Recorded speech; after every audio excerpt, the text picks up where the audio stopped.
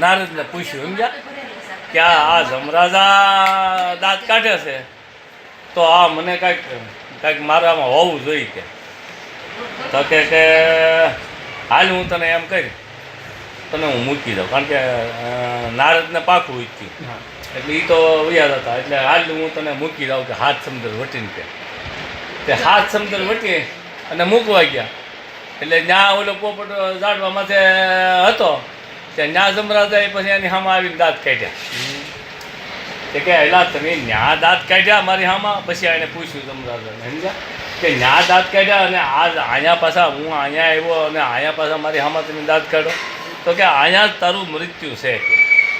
સમજ્યા